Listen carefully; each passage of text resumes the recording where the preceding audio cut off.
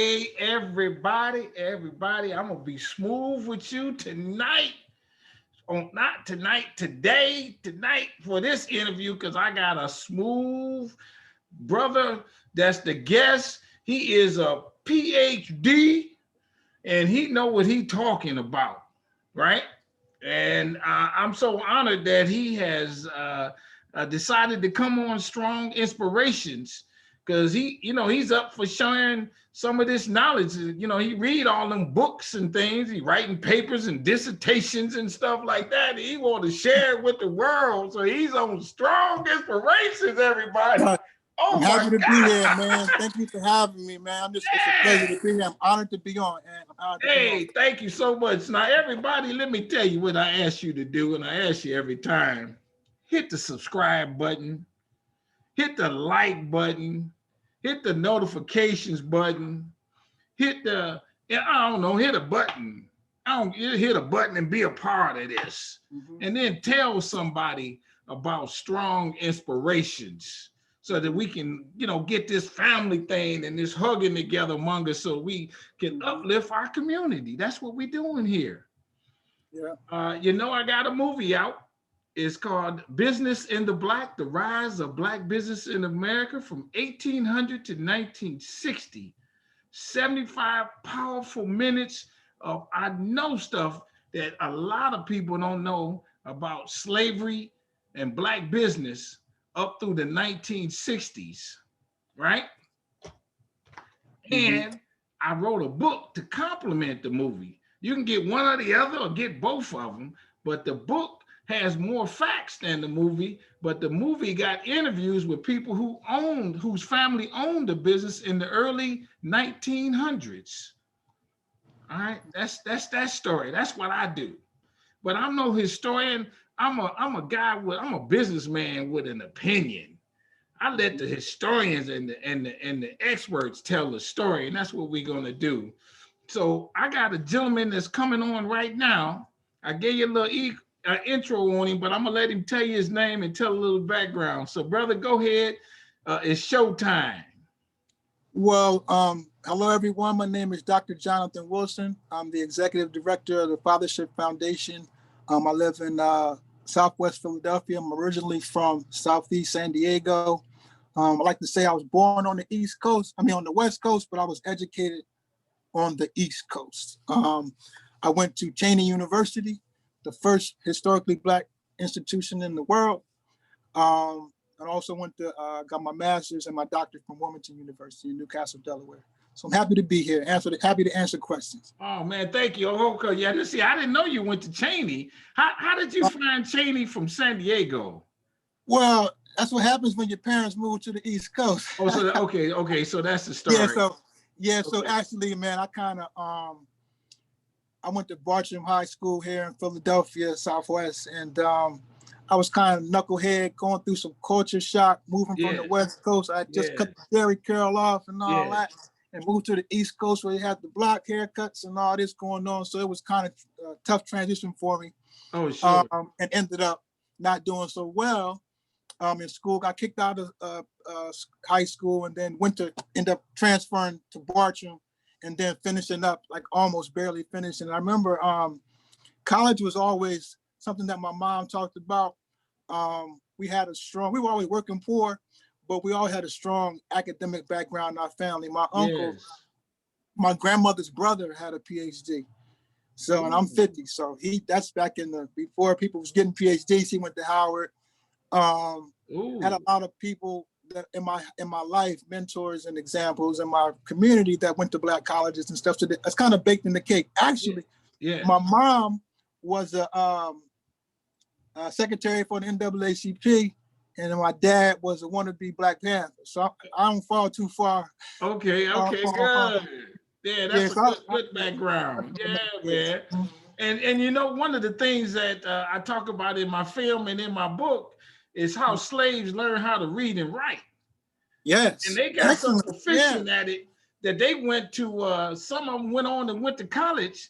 And one of the first colleges, that you understand what you just said, the first HBCU is your alma mater, Chaney. That's right, Chaney University. We came a long way. Actually, before that, Chaney was called the Institute for Colored Youth. Yep. It was the Harvard of high schools for African American youth. And the innovative thing about it was innovative back then was that it was a Quaker school, but it was Black people teaching Black people, and they didn't think that was possible. They think they had to learn from whites, which is ridiculous. Slavery, racism is absurd. And it's like my mom used to always say, the truth rises like hot air. So what people, racists and people that kind of entangled in white racism cultures, they constantly have to suppress the truth, because the truth is we were not slaves. We were lawyers, doctors, nurses, athletes, everything that we are today, but we were in bondage. So that's the truth that keeps rising. So right now they got us isolated to football and sports and entertainment.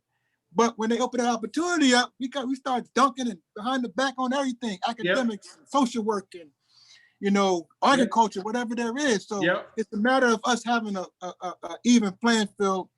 I like to talk about how African Americans, we were free. We didn't get anything. We didn't get no land, no credit, no capital, nor did we get a formal transition into equal citizenship. What we got was freedom to starve. And at the same time, they were giving away millions, like Martin Luther King say, acres of land in the West and the Midwest, and to the tune of 246 million. And there are 93 million white Americans today that benefit directly from that wealth building program. Oh, I can't imagine. Yeah. So that's the gist of it, man. You want to talk about when slavery ended? We talk about that reading thing. I'm glad you said that, because between 1861 and 1877, man, we opened up 3,000 schools down in the South, and 200,000 African Americans learned how to read. Woo. Yes, so the literacy rate dropped at emancipation it increased from 5 to 8% to 12 to 15. Woo. So in a classroom, you might see a kindergartner or a 70-year-old. That's how it was. That's how much the two things that African Americans, from my research that I found, that they were most interested in at emancipation was education and finding family members. Yeah, those two. So things. now you said that about the emancipation. Let's go to that part. Okay, well, emancipation gets tricky because you ask yourself, when were we free? With the Emancipation Proclamation or 13th Amendment? Which one was it? So they were right kind of next to each other, and they happened in the middle of a war. So that's kind of like, that gives it a whole lot of, that gives it the layers that it has. So you got to understand that, well, the background is the Civil War. I don't want to go too deep into that. The Civil War was fought because we had states, we had, say, half and half of the states was free, half of the states were slave. The states, they were all connected, but we had new territories being incorporated in the Midwest and the West into what is called the United States of America. Right. At that time, we're trying to figure out, are they going to be slave states? Or are they going to be free states? Right. So, we live in a republic, a democratic republic. So it says that says, well, let the states figure it out, right? And at that time, the federal government didn't have the strength that it has now, or the dominance that it has now over the states. At then, it was a little bit up in the air who was going to do what. And the Civil War really established the Fed being the Fed. So when the Feds come for you, ain't like the state, it's the Fed. Right. So that started with the Civil War.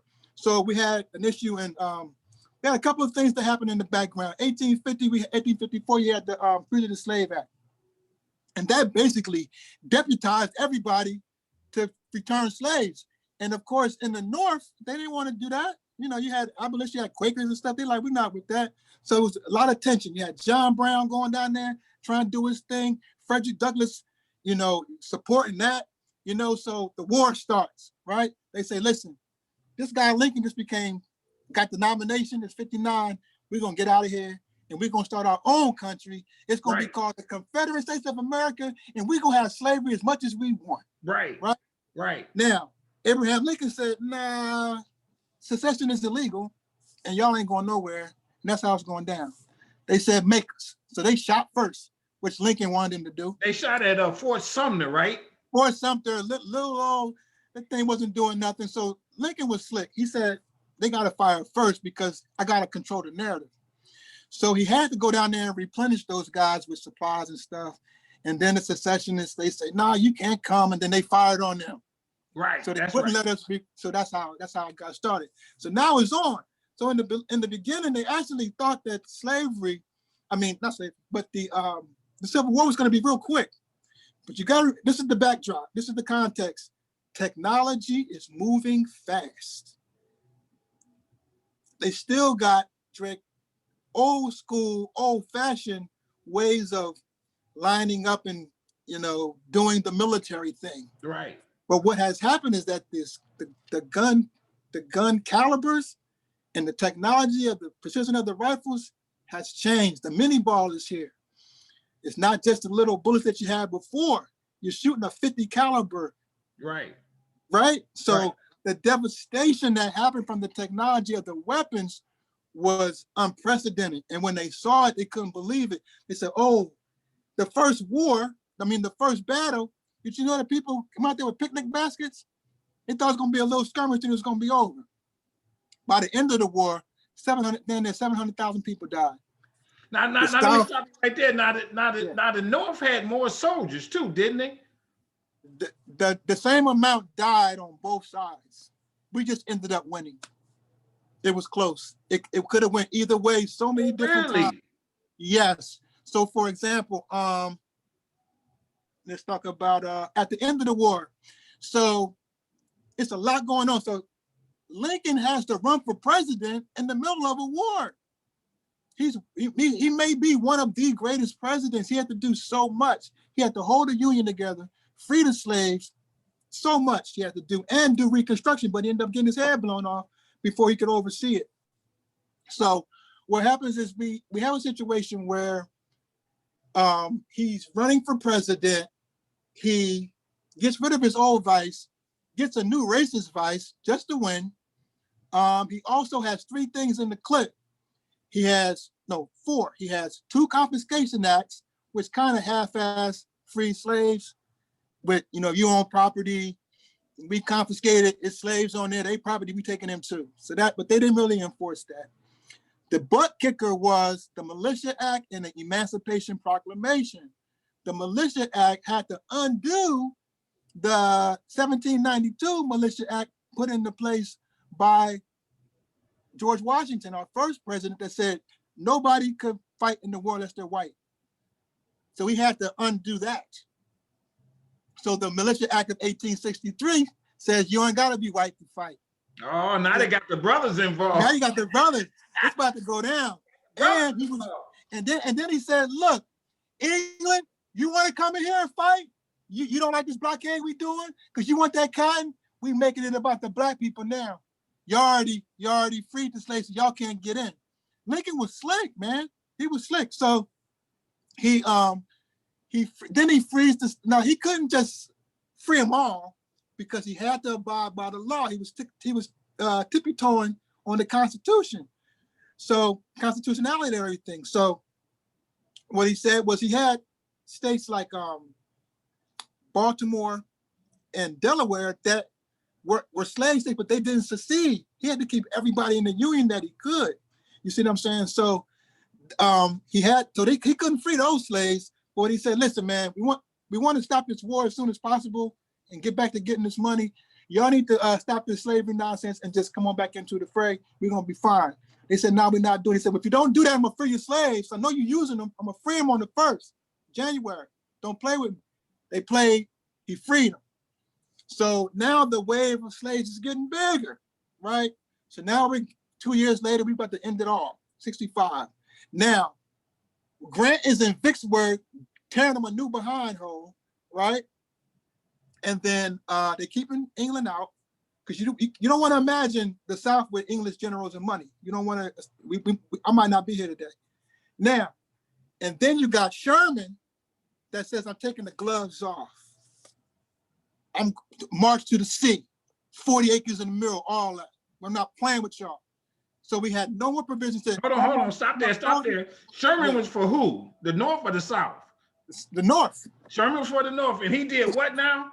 He did his famous March to the Sea.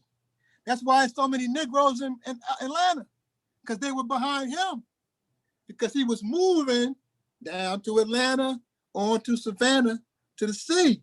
And he had a group of Black people following the army, like, where do we go? We free. You see what I'm saying? So he said, listen, man, his special order 15 was like, look, give them all 40 acres in the middle. That's when it started. But then I'll get back to that. So now, from Christmas, the tide changes. Grant is kicking their behind in the Mideast.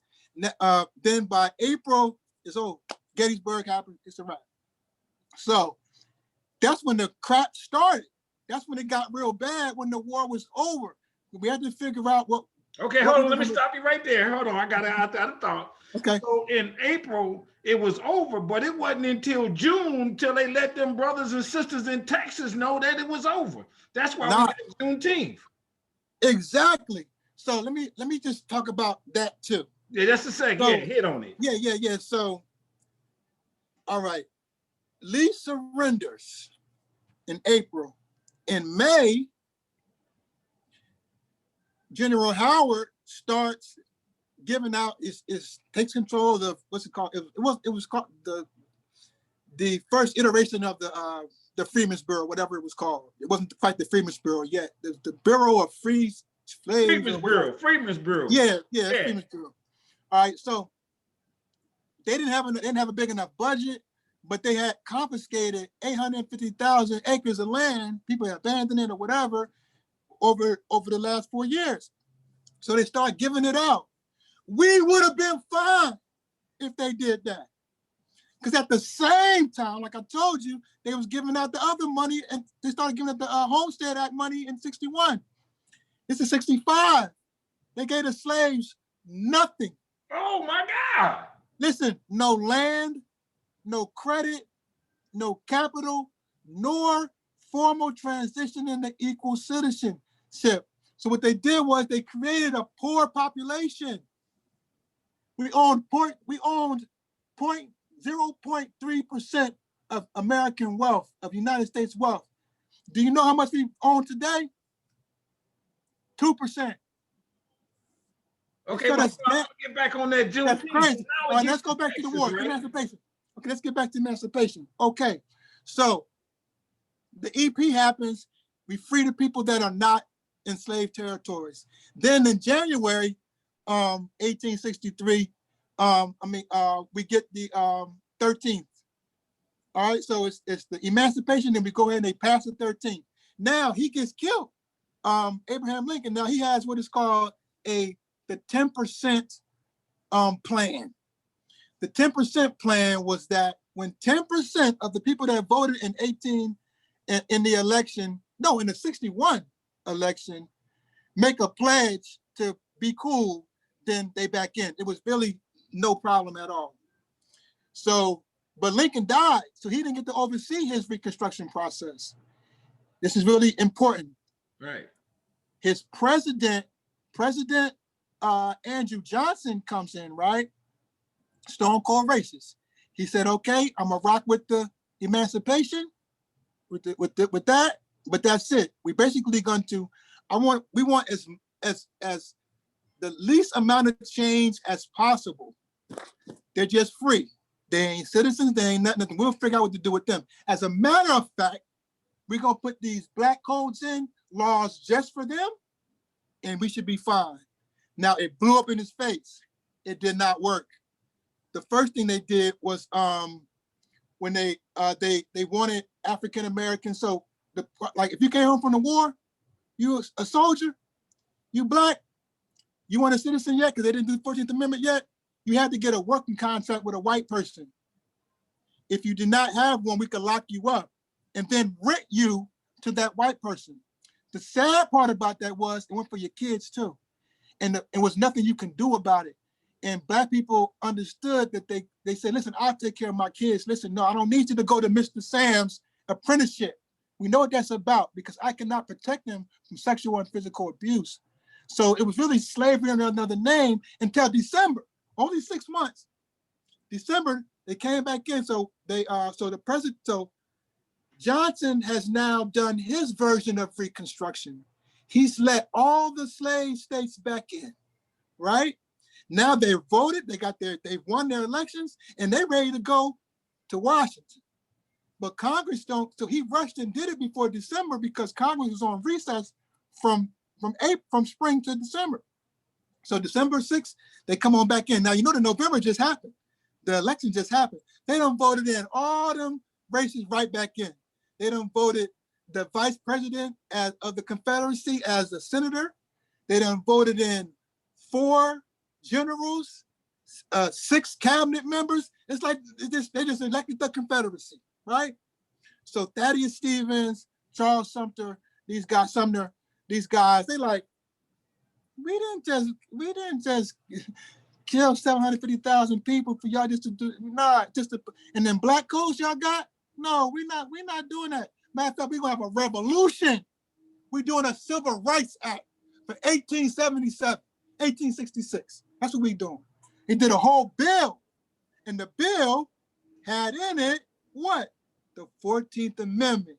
It had the black people as citizens. They got their birthright for citizenship and equal protection under the law. Now, they were to do that because what? They didn't let any of those of the Democrats at the time take any seats in the Congress. So they had a super majority in the House and the Senate. So they passed everything, the right to vote. We wouldn't have had it. It was luck.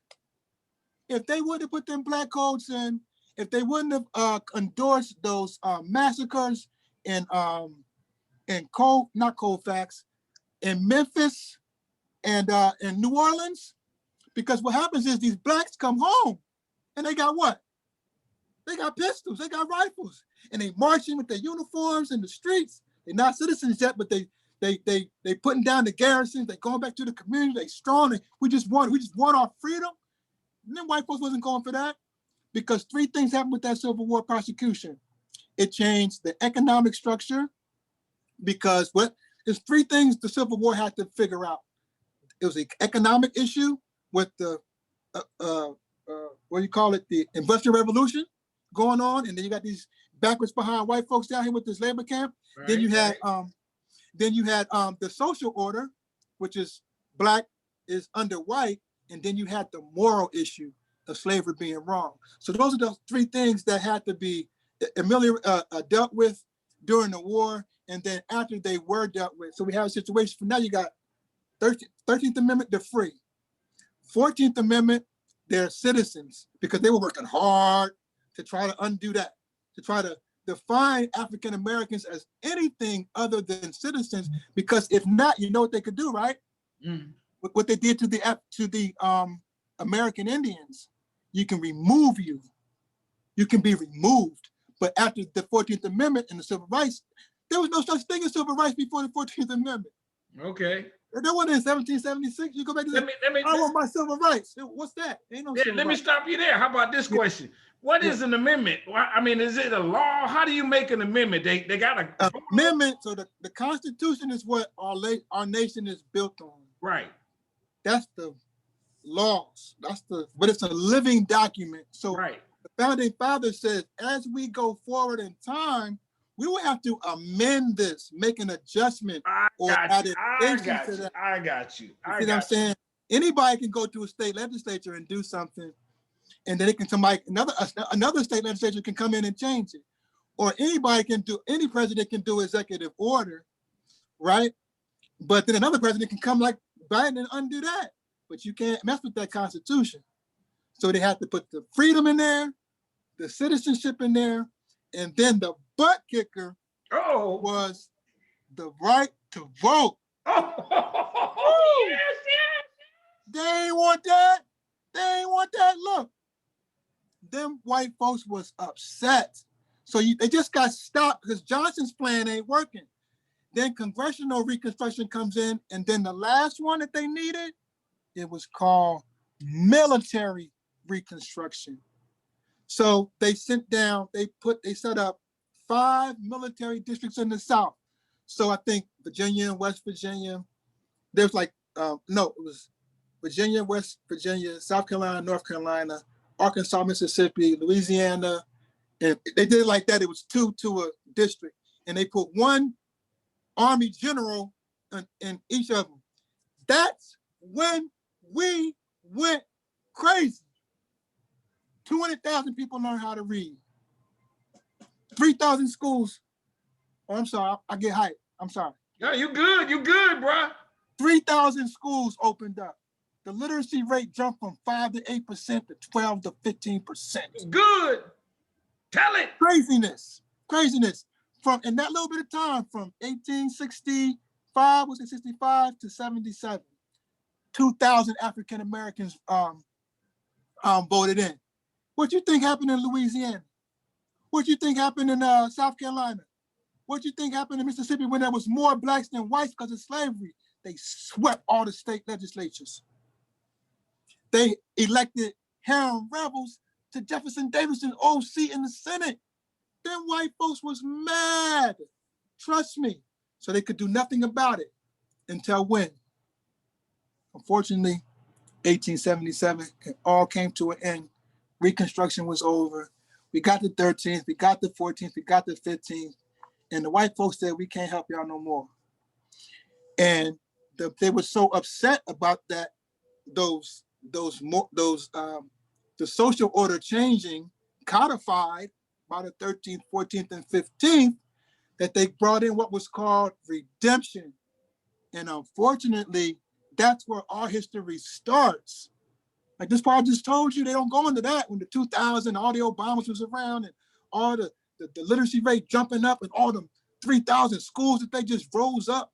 Nah, they talk about when the lynching started, when the KKK came back. Did you know that? This is the crazy part. This is another. We're gonna close on this, man. Give it to us. Give it to us. Okay, so this is it. Once there was 500,000 black men voted for the first time in 1868. This was before the 14th because they had the citizenship so they could vote. Now, remember those the